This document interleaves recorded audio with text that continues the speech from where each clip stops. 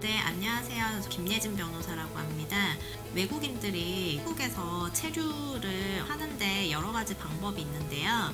그거에 대해서 여러분들이 많이 궁금해 하실 거라고 생각을 합니다.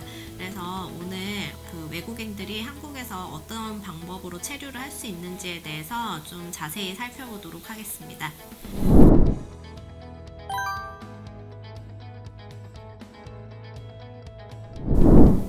먼저 비자 신청을 어떻게 하는지에 대해 살펴보도록 하겠습니다.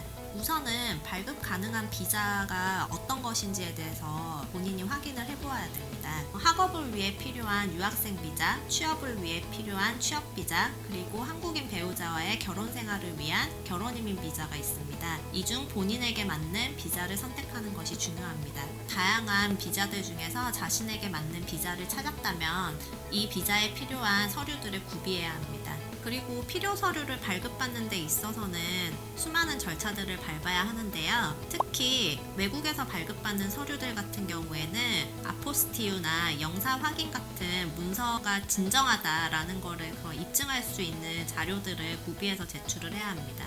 그렇게 해서 비자를 발급을 받았는데 체류 기간이 다 지나서 체류 기간을 연장해야 되는 문제가 생길 수 있고요.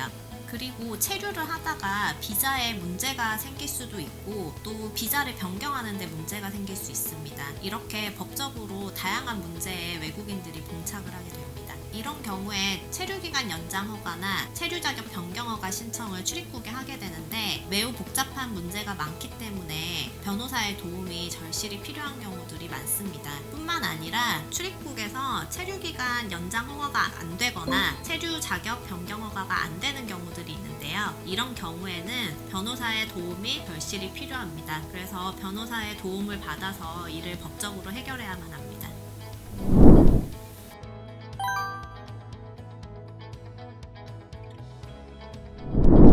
다음은 영주권 취득에 대해서 알아보겠습니다. 영주권은 외국 국적을 유지를 하면서 한국에 체류 기한에 상관이 없이 체류하는 것을 말합니다. 영주권을 취득할 수 있는 요건이 굉장히 다양한데 일반 영주권에 대해서 설명을 드리자면 영주권을 취득하는 데 있어서는 생계유지 능력과 기본 소양을 갖추었다는 것을 밝히는 것이 중요한데요. 생계유지 능력이라고 함은 1인당 국민 총소득 이상의 소득을 취득하는 것을 말을 합니다. 1인당 국민 총소득을 GNI라고 하는데요. 2020년 GNI는 약 3,800만 원이었기 때문에 외국인은 직전 연도 소득이 약 3,800만 원 이상이어야지만이 영주권 신청이 가능합니다. 그 영주권 종류별로 최소 체류 기간, 그리고 생계유지 능력, 그리고 기본 소양이 각기 요건이 다릅니다. 일반 영주권의 경우에는 주재비자, 사업비자, 취업비자로 최소 5년 이상 체류를 해야 됩니다. 그리고 전년도 소득이 1인당 국민 총소득으로 GNI 이상이어야 되고요. 또 기본 소양이랑 관련해서는 사회통합 프로그램 5단계 이상을 이수해야 됩니다. 그리고 결혼이민자의 경우에는 최소 체류 기간이 2년 이상이고 직전 연도 소득이 GNI 이상, 그리고 기본 소양이 사회통합 프로그램 5단계 이상입니다.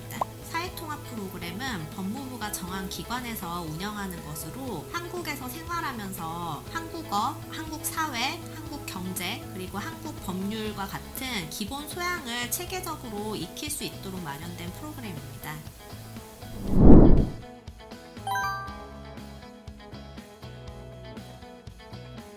우선 앞서 말씀드린 영주권과 귀하의 차이를 좀 말씀을 드리자면요. 영주권 같은 경우에는 국적과 상관없이 한국에 무기한 체류할 수 있는 그런 자격을 이야기하는 겁니다. 그리고 귀화는 외국 국적을 포기하든지 아니면 복수 국적이 가능한 경우에 외국 국적을 유지를 하면서 한국 국적을 취득하는 것을 이야기합니다.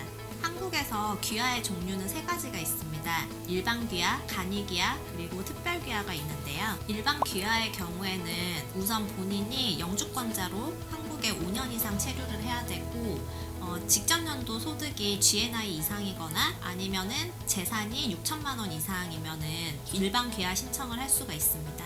그리고 간이 귀화의 경우에는 우선 부모님 중에 한 분이 과거에 대한민국의 국민이었거나 아니면은 외국인이 성년이 된 이후에 대한민국 국민에게 입양이 된 이 두 가지 경우에 3년 이상 체류를 했을 경우에는 간이 귀화 신청이 가능합니다. 그리고 결혼 이민자도 간이 귀화 신청이 가능한데요. 한국에서 혼인한 상태로 2년 이상 체류를 했거나 아니면 혼인한 지는 3년이 지났는데 한국에서 체류한 지는 1년 이상만 지나도 간이 귀화 신청이 가능합니다. 네, 마지막으로 특별 귀화의 경우에는 부모 중에 한 분이 현재 대한민국 국민이거나 대한민국에 특별한 공로가 있거나 아니면은 대한민국의 과학, 경제, 문학 또는 체육 등의 분야에서 우수 능력자로서 국익에 기여할 것으로 보이는 자들이 신청이 가능합니다. 네, 대부분의 그 귀화는 경미한 범죄 사실 하나만 있어도 품행 미단정으로 귀화를 불허합니다. 하지만 그 이외의 경우에는 이를 얼마든지 법적으로 다툴 수가 있고 이때 변호사의 도움이 필요한 경우들이 많습니다.